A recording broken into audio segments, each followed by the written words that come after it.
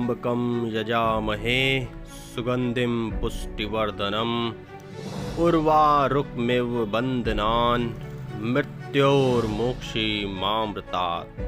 अर्थात हम त्रिनेत्रधारी शिव की आराधना करते हैं जो अपनी शक्ति से संसार का पालन करते हैं।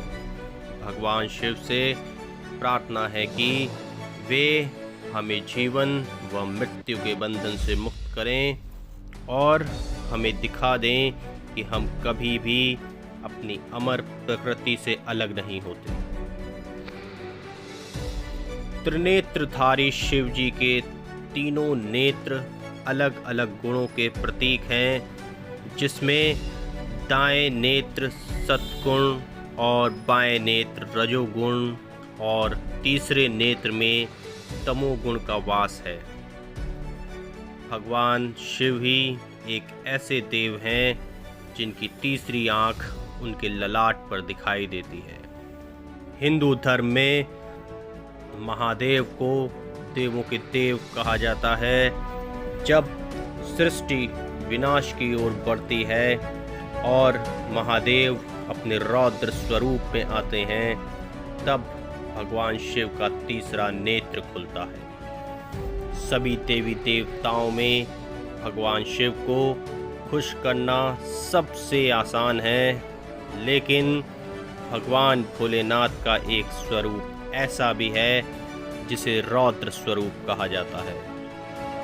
भोलेनाथ के इसी स्वरूप के चलते उन्हें रुद्र के नाम से भी जाना जाता है।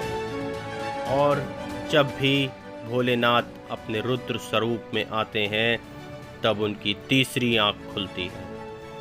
लेकिन क्या आपको पता है कि भगवान भोलेनाथ की इस तीसरी आंख का रहस्य क्या है?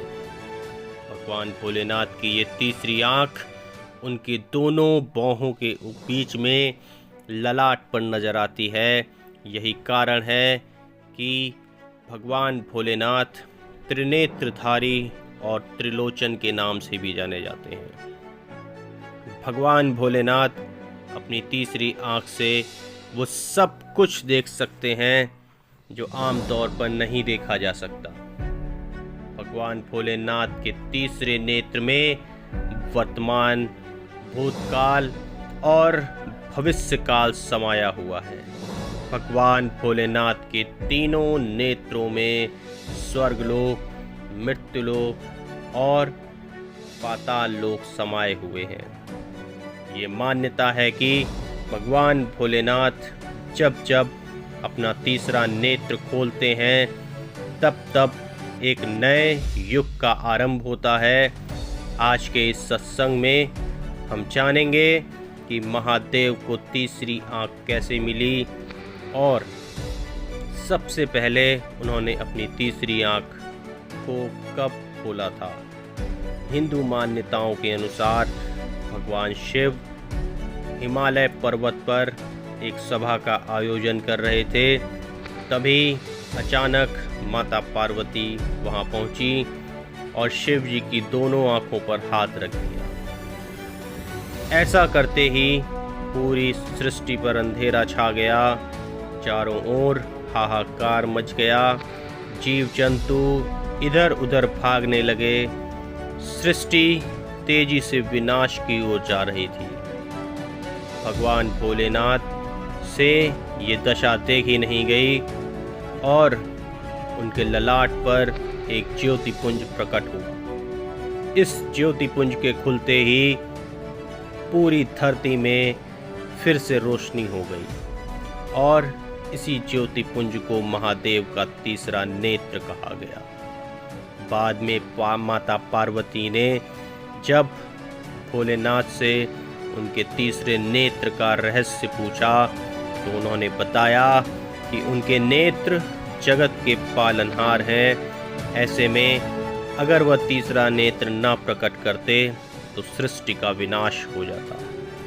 कहा जाता है कि भगवान शिव की दो आंखें भौतिक जगत की सक्रियता पर नज़र रखती हैं, तो वहीं तीसरी आंख लोगों के पापों पर नज़र रखती है। भगवान भोलेनाथ की तीसरी आंख इस बात की ओर संकेत करती है कि समस्त विश्व का ना तो आदि है और ना ही अंत है। भगवान शंकर का एक नाम त्रिलोचन भी है।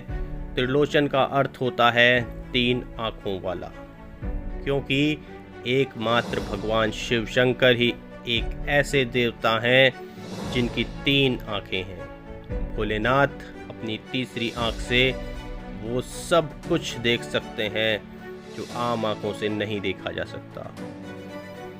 यदि वैज्ञानिक दृष्टिकोण से देखा जाए तो शिव जी अपनी तीसरी आँख से कॉस्मिक फ्रीक्वेंसी यानी ब्रह्मांडी आवृत्ति से जुड़े होते हैं। वे कहीं भी देख सकते हैं और किसी से भी प्रत्यक्ष संपर्क स्थापित कर सकते हैं। शिव जी का तीसरा चक्षु आज्ञा चक्र पर स्थित है। आज्ञा चक्र ही विवेक बुद्धि का स्रोत होता है।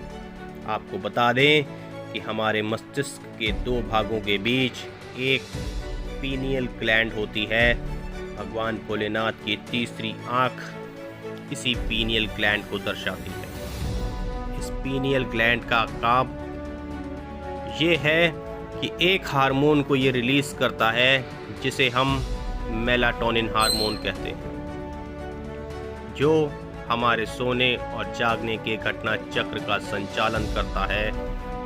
इस तीसरे नेत्र के द्वारा दिशा का ज्ञान भी होता है। मनुष्य के अनेक मनोविकारों और मानसिक गुणों का संबंध भी मेलाटोनिन हार्मोन से है।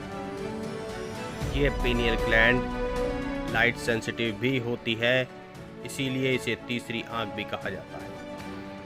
आप भले ही अंधे हो जाएं, लेकिन आपको लाइट का चमकना जरूर दिखाई देगा, जो इसी पीनियल ग्लैंड के कारण होता है। यदि आप बिजली का चमकना देख सकते हैं तो फिर आप सब कुछ देखने की क्षमता रखते हैं। यही वो पीनियल ग्लैंड है जो ब्रह्मांड में झांकने का माध्यम है। इस पीनियल ग्लैंड के जागृत हो जाने पर ही कहते हैं कि व्यक्ति के ज्ञान चक्षु खुल गए, उसे निर्वाण प्राप्त हो गया, या वह अब प्रकृति के बंधन से मुक्ति होकर सब कुछ करने के लिए स्वतंत्र है। इसके जागृत होने को ही कहते हैं कि अब व्यक्ति के पास दिव्य नेत्र हैं। इस पूरी सृष्टि में सभी देवी देवताओं में ये दिव्य दृष्टि केवल और केवल महादेव के पास ही है। हर हर महादेव, जय सीताराम।